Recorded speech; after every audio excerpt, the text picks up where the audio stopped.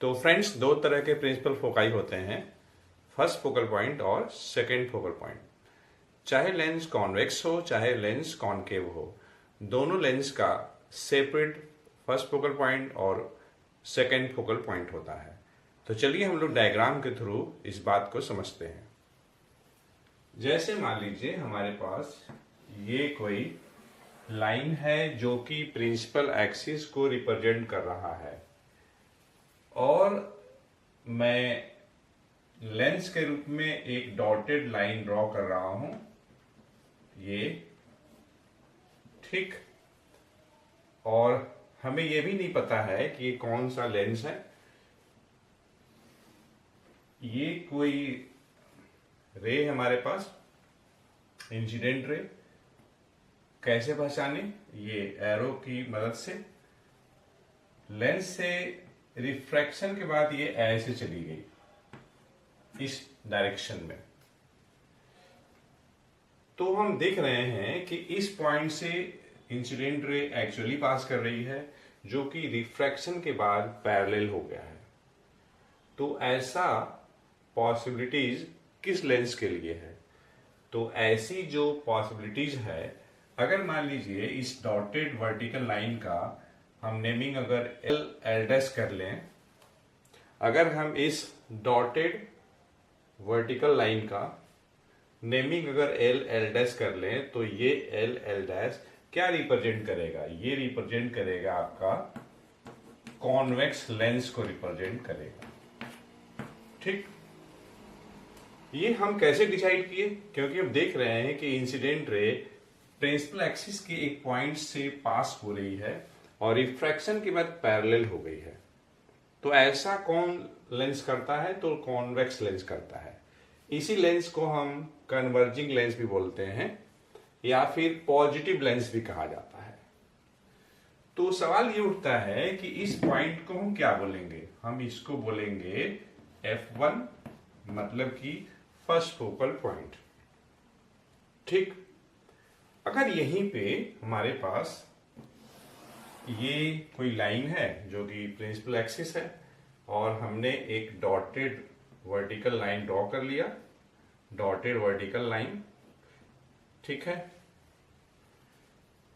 और यह जो लाइन है परपेंडिकुलर है प्रिंसिपल एक्सिस के, और हम देख रहे हैं कि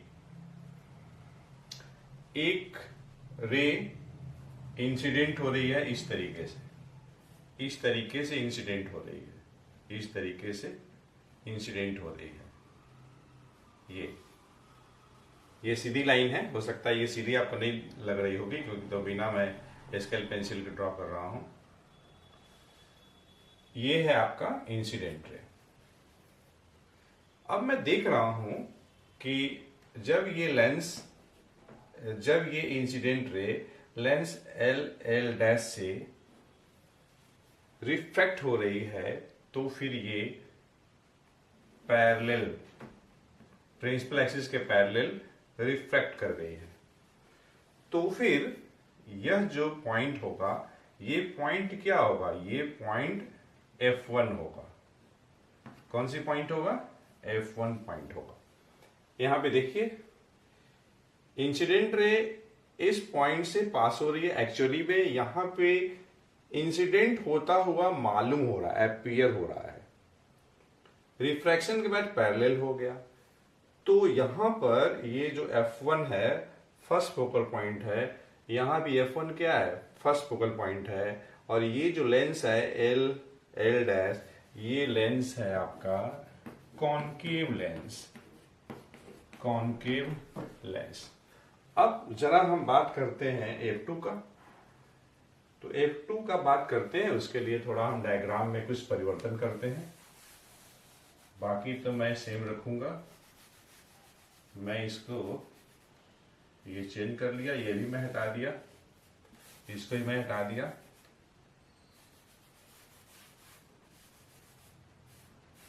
ठीक।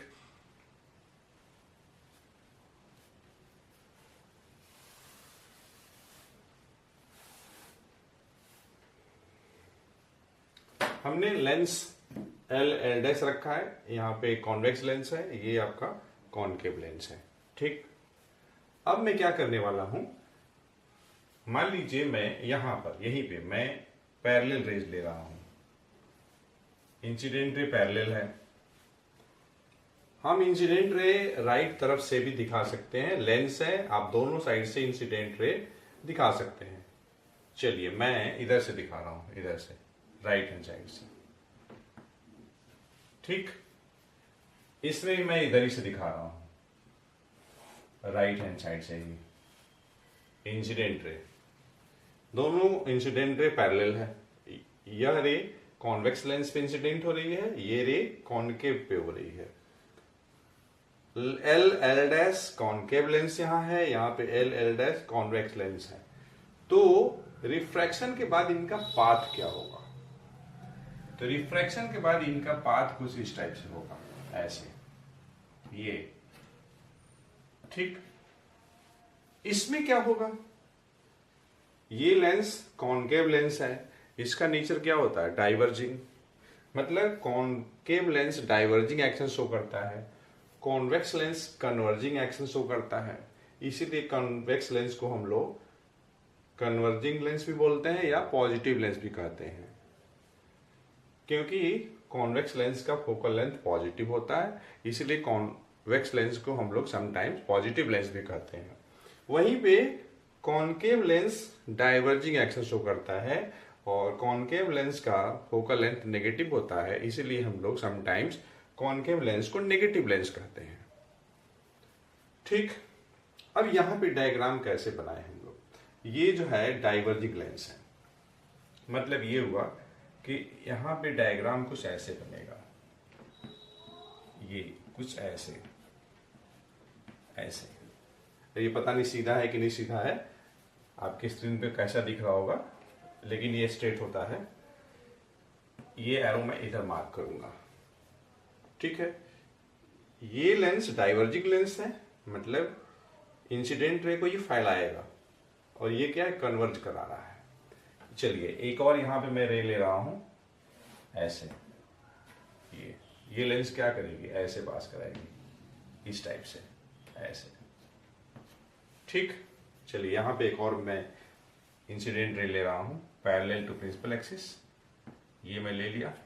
अब जरा देखिएगा, यहाँ पे ये पॉइंट है, तो ये ऐसे होते हुए ऐसे ऐसे, यहां से ये इस टाइप से।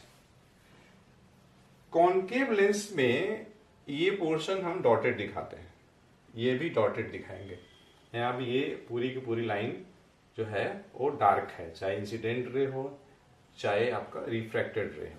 इधर भी रिफ्रैक्टेड रे का पोर्शन देखिए डार्क है, लेकिन ये पोर्शन डॉटेड है। तो इन दोनों में सिमिलरिटी क्या है? इंसिडेंट रे पैरेलल है प्रिंसिपल एक्सिस के। ये लेंस प्रिंसिपल एक्सिस के ही एक पॉइंट पे इंसिडेंट रेज को रिफ्रैक्शन के बाद मीट करा रही है। यहां पे ये लेंस क्या कर रही है? इंसिडेंट रे को रिफ्रैक्शन के समय फैला दे रही है, डाइवर्ज करा दे रही है। लेकिन जब ये पीछे की तरफ बढ़ाए गए हैं तो यहाँ पे ये मिलते हुए मालूम हो रहे हैं। तो ये जो पॉइंट होगा यहीं पे ये F2 होगा, और ये पॉइंट F2 होगा, और यहाँ पे F2 क्या है? मेन फोकस है, रियल फोकस है, सेकेंड फोकल पॉइंट है। F2 वर्चुअल फोकस है। तो इस तरीके से अगर मान लीजिए ये ऑप्टिकल सेंटर अगर है, तो हम ऑप्टिकल सेंटर से F2 का डिस्टेंस मेजर कर सकते हैं, जो कि इंसिडेंट रे के डायरेक्शन में मेजरमेंट होगा, क्योंकि ये मेजरिंग स्टार्ट करेंगे ऑप्टिकल सेंटर से। तो इसीलिए बोलते हैं कि कॉन्वेक्स लेंस का जो फोकल लेंथ होगा, फोकल लेंथ जो होगा वो पॉजिटिव होगा। यहीं पे अगर हमें कॉनकेव लेंस का फोकल लेंथ मेजरमेंट करना होगा, O और F2 का बीच का डिस्टेंस, तो हमारा मेजरिंग स्टार्ट कहां से होगा? ऑप्टिकल सेंटर से। हम बढ़ेंगे इस तरफ, और ये जो डायरेक्शन है मूवमेंट का इंसिडेंट रे के डायरेक्शन के अपोजिट है। Incident ray right to left आ रही है, हमारा मेजरिंग लेफ्ट टू राइट हो रहा है। यहां पे देखिए incident ray right to left, और फोकल लेंथ का मेजरमेंट भी हो रहा है राइट टू लेफ्ट। यहाँ पे incident ray right to left आ रही है, हमारा मेजरमेंट लेफ्ट टू राइट हो रहा है, इसीलिए हम बोलते हैं कि कॉनकेव लेंस का जो फोकल लेंथ होगा वो नेगेटिव होगा। तो फ्रेंड्स, हमें उम्मीद है F1 और F2 के बीच में डाउट क्लियर हो गया होगा। और बेटर तो ये होता है कि बच्चों को ढेर सारा डायग्राम स्केच करना चाहिए, बिना बुक देखे स्केल लीजिए, पेंसिल लीजिए और डायग्राम स्केच करिए। जब तक आप ढेर सारा डायग्राम स्केच नहीं करते हैं तब तक आपका कॉन्सेप्ट क्रिस्टल क्लियर नहीं होगा। तो अगर आप चाहते हैं कि आपका कॉन्सेप्ट क्रिस्टल क्लियर हो तो ढेर सारे डायग्राम स्केच करिए, पेंसिल लीजिए, स्केल लीजिए और डायग्राम फटाफट स्केच करिए।